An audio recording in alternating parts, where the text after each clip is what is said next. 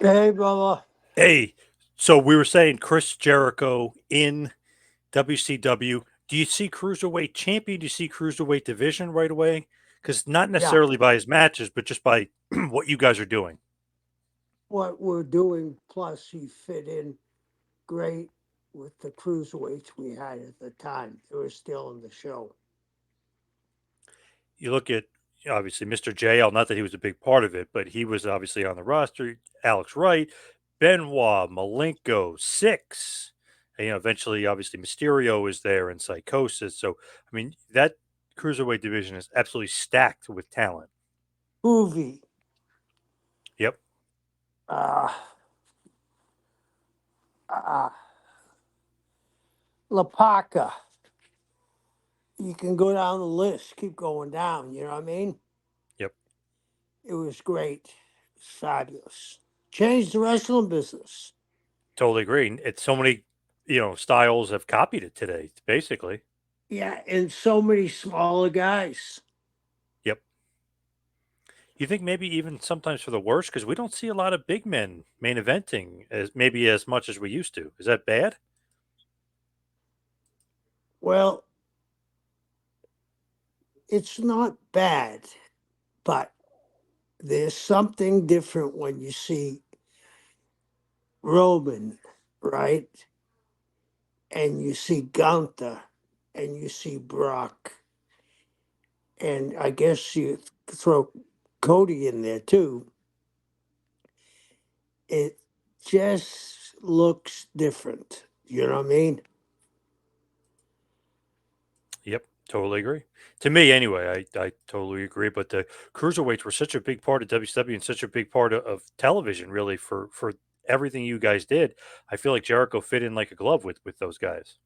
Yeah, and see, the thing is, it, before then, we go way back in the 50s. There were territories that were junior heavyweight territories. Oklahoma, Ohio, uh, the secondary. Uh, I told you about the two territories in Boston, right? Yep. The Santos had a lot of cruiserweights, so it's been always there. But then it was lost with the gigantic guys that came in later, right? And that's what I think. If you don't study history, look at the 80s. That was excess to the max, right? Yep. Whether it was the guys, Hollywood starlets, I mean, from uh, Pamela Anderson to Jenny McCarthy, you know what I mean? Everything was bigger than life. And the era was wide open. And now I really like the idea that guys don't have to use steroids. I'm I, I, I'm not gonna say I never took them. I took them, but I think that that range of deaths we had in the late 80s and 90s, it it weakens the heart. I mean, there's no doubt about it. Not if you're on like testosterone replacement, and that sort of things. But guys were taking enormous amounts. They were taking monthly doses in 2 days, you know. Yep. It, so I'm glad to see the health thing in, and uh, it almost looks strange when you see someone really jacked, right? Yep. Nowadays, Yeah, it looks like, whoa, you know, that's out of place. I mean, I'm going to jump around here. We were talking about The Rock coming back. We had that break for a while. I flipped on uh, the stock today. Their stock jumped considerably. I don't know the percentage, but it was a huge jump. Okay. Now, I know the $5 billion contract was some of it, but I think some of it has to go to The Rock too. Do you know what I mean? Yep. Okay. Now, that's the wrestling business. Now, wrestling entertainment. What do you do if it is The Rock and Roman for a finish? Roman's got to go over, no? I would think so, but they just gave him, what did you say, $30 billion in stocks? Yes, 30 million. Yeah.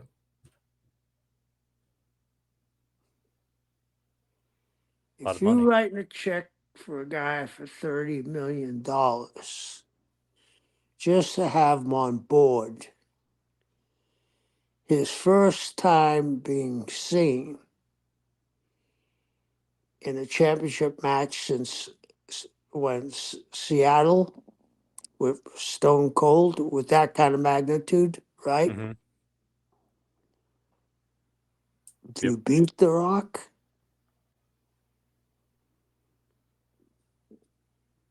I don't know. I feel like Roman can't lose, though. I feel like. I feel he can't either on the entertainment side. Now we're talking about the guy that is the head of TKO, right? Yep. Who knows nothing about wrestling, really, probably, Right. right? Yep. The other part of the equation is UFC, which is real, right? And they go and push trying to get Connor back into fight. He's going to fight again, right? Yep. You know that they're not going to give him anybody very tough the first time out. It's going to put them in a situation where they're going to have to come up with some real creative stuff. And what I thought was, could the match with Rock and Roman end up Rock and Roman during the match before the finish? We'll say the Rock has Roman covered and the rest of the bloodline hit and they end up fighting against the bloodline. I Would be don't pretty like cool. I don't like non-finishes, especially at WrestleMania. But everybody from the accountants on gonna be at that show. Yep. They're No gonna, doubt. and I'll tell you this. I know Hunter will come up with an incredible finish. I'm really looking forward to that. What if The Rock had Roman beat the bloodline hit on the other side, and down comes Cody, and Cody saves The Rock and they fight them off. I mean, you give Cody a rub too, you know. Yep. Uh, it's going to be entertaining, but I think I I was like you. I thought it ain't going to happen. I think with you giving a guy $30 million, you're going to expect something. Should be very interesting to see what happens there, How, as far as that goes. how many people fit in Philadelphia, the stadium? About 60, 65, I think, for concerts. Football. Oh, For football, I think it's 75, I think. okay. So now you put chairs on the floor. You're going to have over 100. They were saying they're going to only, because of the stage, they're only going to have, I think, 65,000 available. Unless they cut back on the stage, I guess. They could have more. Yeah. What would you do? Yeah. I would cut back on the stage. I mean, money is money, right? I mean, shit. Right, right, right. Because remember last year, the stage was like so big that it cut off a quarter of the stadium. Yeah, You yeah. don't want that. It was like a 50-yard walk. Yeah, that too. Yeah, you don't need that. Make it all Yeah, seats. Yeah. Now, getting back to Jericho, he yeah. does fight 6 of the NWO, loses, doesn't win the Cruiserweight Championship, but it kind of starts a feud with Nick Patrick. What was the idea behind this? Basically, a feud with a referee, because they do have a match too at World War III. Hit, trying to get heat on Nick and using Chris as an instrument to do it.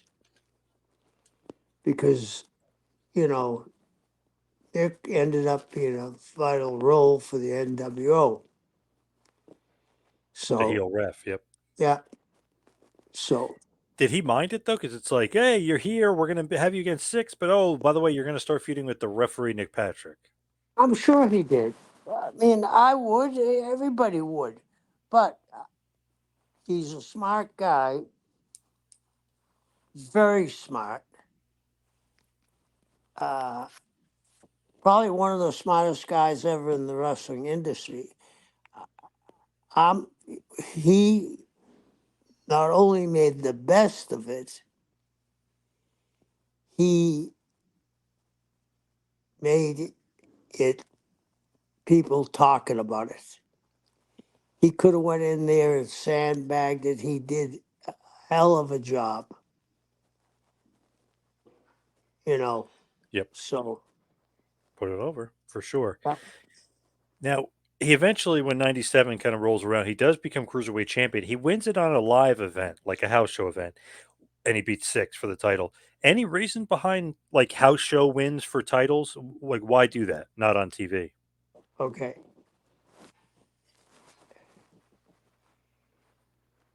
This has been my thought, and I don't know why they don't do this to this day. When we were in Florida, and Texas did this also. We would go to a house show and film a house show with a match belt switched, show it on TV, and people would say, "Oh wow, the belt switched in Orlando. We better go to the show." Right. You know, it's a way, just another way to create fans' interest in that specific market. Now, because they don't go back to towns very often, I can see why they don't do it now. But it wouldn't hurt once in a while to do it. I definitely agree. And you do see people like, oh wow, maybe I need to go to the house shows. If they're going to do title changes on house shows, they actually mean something here. Right, right. So he does go back and forth with Alex Wright over the cruiserweight title. They switch hands a few times. Him and Eddie Guerrero have a little bit of a feud. Him and Rey Mysterio have a feud. So he's basically kind of right in the cruiserweight division, but right in the thick of it with all the top guys and all the top stars in that division, even Prince Iaukea. even maybe a little bit of Disco Inferno sprinkled in, but he's basically Juventud Guerrero, of course. He's basically kind of going to be eventually like the lead horse of the cruiserweight division, right? In your mind? Yeah, yeah. I mean, he was a good-looking young boy, uh, athletic, smart, uh, creative. I can't say enough good things about him. When you look at what was going on with WCW, obviously the NWO was killing it. Scott Hall is backstage, and there was some reports, even in Jericho's book, that him and Hall didn't really get along. What was the beef about backstage with Scott Hall and Chris Jericho? Scott had a way of getting under people's skins. He would rib on the square. Do you know what I mean? Like, suppose something you you went to do something and you threw a guy in a corner, we'll say, and you went to do something and it screwed up. Scott would say, "Oh, that was a good move. I've never seen that before." You know, that kind of shit. Yeah. So he was that kind of shit disturber. Ribbon on the square, but you had to fire back at Scott. You know, you just couldn't let him get to you because when he did get to you, he stayed on you. He knew he had you. With Jericho, he then puts him over on TV when he's not supposed to. So Jericho gets a win. Why does he rib him behind the scenes and then on TV, super nice to him and puts him over and probably gives him the biggest win of his career up until that point? I think he did it to take the heat off of himself with Chris. Interesting. Because am I correct? He was not supposed to win, right? I mean that was Yeah, all just changing on the spot. that was Scott. Scott And being Scott. Scott saw that not only that, Scott saw that the kid was going to be a star. That's one thing about Scott Hall. He knew talent. Look at the guys he made. Six. Jericho. He made a lot of people. And he could do it without hurting himself. When you look at Jericho here at this point, he's going to become basically the lead heel for the cruiserweight division. He's going to beat Juventud. He's going to unmask Juventud. He's going to have the feud with Ray. He's going to injure his knee, steal his knee brace. The Prince Iakea's like little dress thing. I mean, he's going to be like the collector, if you will, of these guys. He's going to have Hoovie's mask. He's going to have the dress. He's going to have the knee brace. He's going to basically be a cocky heel and collect all the stuff. Is that your idea or his idea, or you guys are collaborating on what you want That him to was be his as far as character? idea. That was his idea. That's why I said he was very smart. So he comes to you and you love his stuff. So you said, do it, go for it. Yeah. Just that easy. You just collab with the guys. Different than today, it seems like. If it's a good idea, who cares whose idea it was? It was good. And when he came out, what was his bodyguard, the guy that Yeah, was the ring for Ralphus. Ralphus. Yeah, that Uh, was his idea too. And the personal security and the other guy, the Jericho Ninja. That's all him. yeah, That's so funny. And Ralphus really was the truck driver, right? yeah, Nice guy. yeah. Very nice. Who was the other guy, the Jericho Ninja? Was that another truck driver or something? It was one of the guys that helped, I believe, put up the ring. I'm not 100%, but I believe he That's helped awesome. So them up with Jericho something. basically is like, "Hey, you guys want to be on TV?" Yeah, yeah. Oh, that so good. Ralph is in the Jericho personal security, great stuff. With Jericho, he becomes such a like huge heel. I think he made Malenko into one of the most revered baby faces you had because they hated him so much, and they wanted Malenko to get the comeuppance on him. Right? I mean, that's what it seemed like. Yeah, and you hit it right on the head. He he absolutely, and he did it in the different ways by being so cocky. I mean, He played that role terrifically. He's like a Robert De Niro. He can play any role, comedy, straight ass, hard ass. He's he's terrific. That is so true because you can hate him one minute, then be laughing at him the next, and then the next minute you think, "Wow, this guy! I have so much respect for him. He's such a great wrestler." Like there's so many different parts of him, Yep, yep, and then he starts doing the man of 1,004 holds, making fun of Dean Malenko's a man of 1,000 holds, yeah, and then has that awesome thing on Nitro where he's taking out and he's going arm drag. You know, he's got the list, and they go to yeah, commercial, and they come back, and he's still reading them off. Great stuff. That's all him too. Him kind of just creating his own stuff. yep, yep. Shouldn't you though be taking credit though? You know, saying like, "Hey, I'm the one who created this stuff." You can't give No, Jericho credit. no. First of all, be lying, and second of all, it was him. I mean, a good the more smart people you have around you, the better off you're gonna be. You know what I mean? Yep, And he was smart coming in as basically a rookie. He just doesn't surprise me. He made it to where he is today. No, but the length that he's kept on top and drawing money has. Not many people have been able to change with the times like he did. totally agree. And the feud with Malenko just gets Malenko over to another level where we're like, man, what a freaking pop. When he wins that Battle Royal at Slamboree 98, when he's pretending he's a Cyclope and he takes off the mask, man, that pop is just gigantic because they want Jericho, who's been making fun of all the other guys in the ring the whole time and making fun of the division. They just want him to get his comeuppance, and Jericho's reaction to it is great. Yeah, and he just knew how to get it done. Do you know what I mean?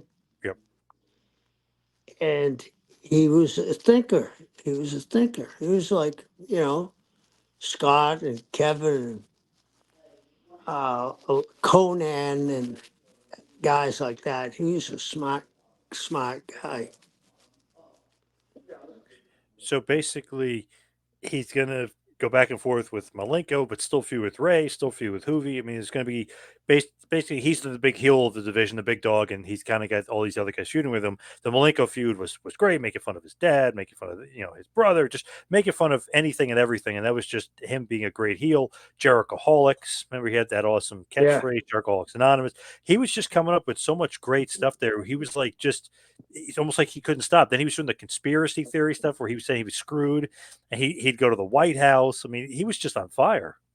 yeah, yeah, Is he one of the most creative guys you've ever like worked with as far as like coming up with ideas for his own stuff? yeah. Who else would be up there with him? You think like Raven or something like that? Scott Hall, Nash, of course Hogan. Yep. You know, but Do you think Jericho should be a booker like today? yes, He'd have some good ideas. yes, he does. Now, in WCW, they always say they got the glass ceiling. You know, you're like, hey, Benoit, Eddie, Jericho didn't win the world title there, but they won the world title in the WWE eventually. Is that true? Is there a glass ceiling in WCW? Despite Jericho being one of the most over heels, he's never going to quite get to where he needs to be. Yeah, yeah. Why is that? The checks that the North Tower are looking at. People So, don't understand how Eric had a fight claw with them. You know, they owned the wrestling company. And Eric really had a fighting claw against the North Tower. He did a pretty amazing job. So if they say, "Hey, Jericho's only making 300 grand, Goldberg is making 3 million," we can't have this go on. I mean, Goldberg should beat him every time. He's making more money. Yeah, yeah, Shouldn't they not be meddling in wrestling stuff though? yes. Realistically, Of course, they shouldn't be, but they own the company. I mean, look at what until Eric got there. Look what how messed up it was. Jim Hurd never knew anything about wrestling. Kip Fry. We had another guy, I forget his name, red-headed guy, knew nothing and came up with stuff.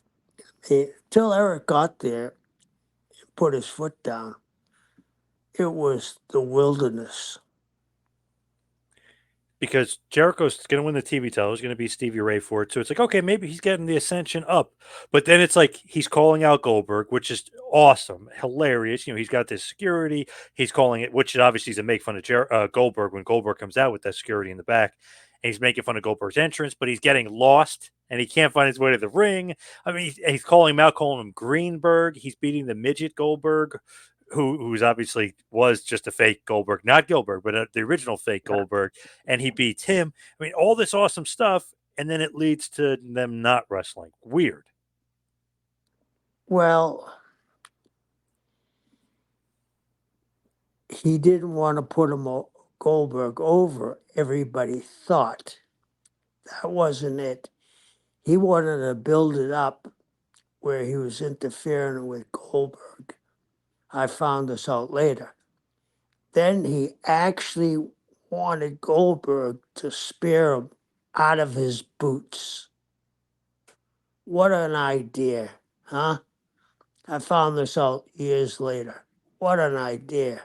Yeah, You know, he speared him out of his boots.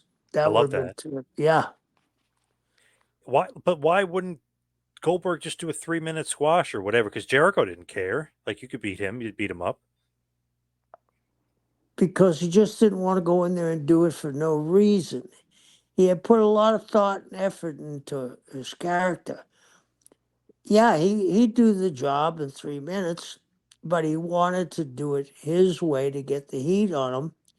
So when he did get speared out of his boots, it'd be the talk of wrestling. I just feel like, man, what a missed opportunity because everyone was loving that feud. Goldberg was getting over as a face. Jericho was getting over big time as a heel. I know he wasn't necessarily on Goldberg's level, but Goldberg was squashing guys way worse than Jericho. You know what I mean? He's beaten Jerry Flynn 5 times, so he could have beaten Jericho too. Weird. Yeah, yeah, No offense to Jerry Flynn, love the guy, but you know what I mean? Like Jericho is above him for sure on the pay yeah, grade. right. Thing is, okay, so he loses the TV title to Conan. The feud with Goldberg really doesn't have an end. Goldberg does at one point spear him in the aisleway, at least, to get Yeah, some measure of revenge, but there's no real finish to it. So you would think that was going to bother Jericho, and he mentions that in his book. That did bother him. It's one of the reasons why he left. He felt like if I could be a big draw, I feel like I could do something. I can make money with Goldberg, but still always just hitting that glass ceiling. Wasn't getting the match with Hogan or Sting or whoever. He wasn't getting that feud with Goldberg. You think that's eventually why he leaves? yeah. They were keeping it to themselves. I mean, hey, it was very hard to break into that circle. You know, the Hogan, Nash, Hall, Sting, Luger, name me some more. It was very hard to Right. break into that circle. And they kept it that way.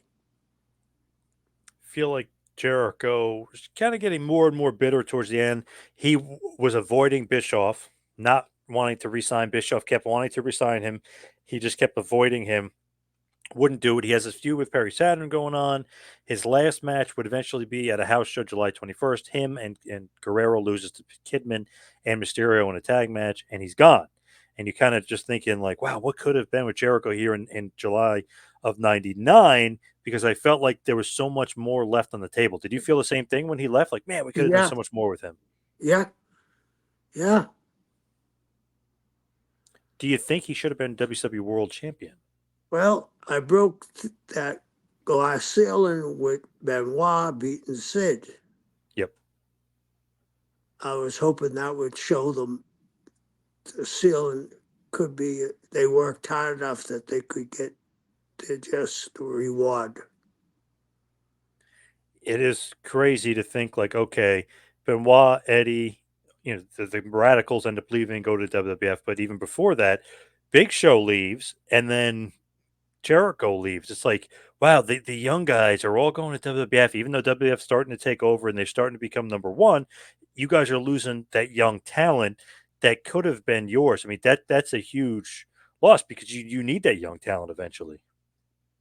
That was a huge hole to fill. They were given the best matches on the card. Yep. You don't fill that hole. Now Jericho would leave, even though apparently Bischoff maybe have offered him more money. Do you think that it wasn't a case of just money with him? It was a case of I can do more, like I can break that glass ceiling and be a world champion. Like he had something to prove. I think that, but I also think that Chris, being as smart as he was, is what when he had his meeting with Vince, he was given uh, not just I'll give you an opportunity. He was given an assurance he was going to get that opportunity. When he moves over to WWF and he leaves WCW, it's one of those things where it's like, wow, like that was a big loss for WCW. Even though he wasn't getting a huge push necessarily, it just felt like, man, he was such a great talent. That's a big loss. It was a big loss. All losing them all was a big loss. Huge. You don't Then fill that holes. and then we'll quickly just kind of go through the rest of his career. Really wanted to focus on WCW, but when you look at the way he debuts in WWE or WWF at that point, August of '99, and still goes to this day, maybe the greatest debut ever in the history of wrestling. You agree? You're probably right. I never thought of it, but you're probably right. It is crazy because so they do the Millennium Man. They're having this countdown for weeks. You don't know who it is. You're assuming it's Jericho. You kind of don't know who it is. Then all of a sudden, The Rock is in the middle of a promo, and there's the countdown. The countdown ends when The Rock is in the ring talking. So it's like, wow, you can't get any bigger than that. I mean, geez, the guy's going to debut and come out for The Rock. So not only does that happen, he comes out and cuts this awesome promo. You think that that he's scathing The Rock, he's owning him. Then The Rock has a couple awesome quick one-liners to him, and then he does that boo-boo crybaby face where he Yes. can't believe The Rock's like, "Who are you?" And then he's like, "What?" And it doesn't matter who you are. So it was an awesome debut, and he came off as such a good heel in it too. Yeah, he did. And he was the first guy to win both belts, right? Yep, beat Austin and The Rock in the same night. Yeah. Man, you want to talk about becoming a star in one night? Beat those two guys, the two of the greatest behind Hogan. And it's like, whew, pretty amazing. Right. So if you really just look at his run in WWE just quickly, it's like, okay, undisputed champion, three-time world champion. He was when they had the WCW title, he's a WCW champion there, Intercontinental champion, US champion, European champion, hardcore champion, tag team champion, world tag team champion. He wins the Queen's Cup. He's in all these tournaments. He's a Grand Slam champion. He's a Slammy Award winner. Just every title and everything you could possibly do in WWE, he did it. So not only did he break the ceiling, he broke it and exploded it. Yeah. Destroyed it. Destroyed the ceiling. And it's just one of those things you're like, oh man, WCW, you had arguably, one of the biggest stars of all time. Look what WWE did with him. You know what I mean? Just a big what if. Yeah. So really, when you look at that, okay, so he leaves WWE, goes to New Japan Pro Wrestling in the late 2000s, basically 2018 on. and they do huge houses. I mean, they were like breaking some records. New Japan World was the new streaming service, and once he was announced he was part of Wrestle Kingdom, that became a huge seller. So he kind of proved that not only can I be a success in WWE and be this huge success internationally, again, I could prove I'm a big success. He kind of laid the groundwork right then and there when he did the Alpha Omega thing with Kenny Omega and New Japan Pro Wrestling. Whether people realize it or not, that laid the groundwork for All In and for AEW. It sure did. It sure did. And it opened that relationship with AEW and New Japan. 100%. And if you look at it too, it's like, oh man, Vince did such a good job with Jericho, except for probably should have just held on to him forever and not let him go because that ended up kind of hurting him a little bit. That you have another company out there now it looks okay because Triple H kind of righted the ship and they're doing great. But for a while there was like, wow, they're taking away some money and some business away from WWE here. They shouldn't have let Jericho go. He still had some miles left on the tank. Yeah. It would be great to see what Hunter would have done with Jericho. And sometimes he's making some very positive comments. I feel like he still wants to find out what Hunter would do with him if he came back. Yeah. Yeah. So if you look at it, he creates Fozzy to obviously this is in the 2000s when he was in WWE, but creates Fozzy his own rock and roll band. They tour the world. They're great. If nobody's seen them live, they're great. He's doing the AEW thing. AEW, their first world champion, and really kind of just laid the groundwork for what would be AEW. You had fans that were lapsed fans that were watching, so you needed a big star to be your first champion, right? I mean, it just makes perfect sense. Yeah. It made perfect sense. Then you have the Jericho Cruise, and he became Ring of Honor World Champion. I mean, just insane what he's done in the business, music career, TV career, movie career. He actually has a documentary now that's out called The Death Tour, which is about the Canadian indie scene and how basically you could almost die doing the tour because you're traveling on ice and freezing cold weather and things. So Right. he doesn't stop. He does TV shows, movies. He just doesn't stop. Books. His books are always number one bestsellers. Yeah. You can't fault them in anything. And that's why going back to what we saying, the people booing him. Look at all the entertainment he's given them over the last, what, 40 years? Yep. And not only that, whenever a wrestler has a GoFundMe or a wrestler needs money or a wrestler died, Yeah. I don't know why people ignore this. You can't. You just this shows humanity and shows you how nice of a guy he is. Kamala was sick. Oh, here's five Ah, grand. This yeah. guy's sick. Here's 10 grand. It's like this guy is like the nicest guy as far as like his fellow wrestlers I've ever seen in my life. Me too. Me too. Have you ever even heard of another wrestler do? I mean, you can see okay, a few bucks here or there, whatever, maybe 5,000, 10,000. I mean, he's loading these guys up. It's crazy. I mean, they need it and they deserve it, but it's insane how nice he's been. Yeah, the only one that I can tell you that does things like that is The Rock. Right. Like he's bought Haku a truck. He bought downtown Bruno a truck and a house. You know, he bought his mother a house. That doesn't count, but he's taking care of other guys too. But Chris has gone way above anybody else doing anything like that. Yeah, I feel like people forget that. Like you ignore certain things, you believe certain rumors, but you Yeah. don't believe concrete, real facts that are out there. The guy is one of the nicest guys helping his fellow wrestlers that could ever exist, ever. Yeah. Well, we're a conspiracy theory world now, and we're always looking for negatives. We want to tear people down, even if it's not nowhere near truth. Crazy. Not only with Jericho, as far as just his career, became a number one podcaster as well, number one author. All this other stuff that he's been able to do. Just a remarkable career. What do you think is the legacy of Chris Jericho when you look at it? I wouldn't object for him to be on Mount Rushmore. One of the goats. Yeah, I wouldn't object. He had quite a career, quite a run, Right. and just I don't know, just remarkable what he was able to do in the business, and to think that he's literally wrestled everywhere and became a top dog in AEW, obviously New Japan Pro Wrestling, WWE, the top of the mountain. Everywhere he put his foot, he became the top guy. So, as far as this episode, let's wrap it up. And just want to mention, just real briefly here, Ice Train has passed away. WCW Yeah, superstar Ice Train passed away. Harold Hogue, he was only 56 years old. Had the chance to interview him once. What a nice guy. What a sweetheart. What'd you think about the passing of Ice Train? horrible, horrible. Too young.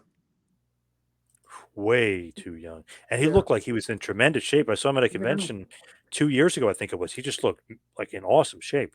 yeah. He looked in the best shape of his life. Crazy. R.I.P. Ice Train, poor Ice Train. But let's wrap this bad boy up. You can follow me on Twitter and Instagram at Two Man Power Trip. Kevin, what do you got going on in this crazy world? I'm going up to New York Saturday for a virtual signing on Long Island, and the book. You know, we talk about old school. Yep. It's taken off a little, and I think someone mentioned something to me that Reddit friend of mine said it reminds him of a mixture of Goodfellas meets wrestling. That was a good take. Yeah, I like that. Definitely. Yeah, yeah, But a lot of that is true. So, yeah, so yeah. good fellows or Most not, a lot of it is true. Yeah. most of it is. Yep. Yeah.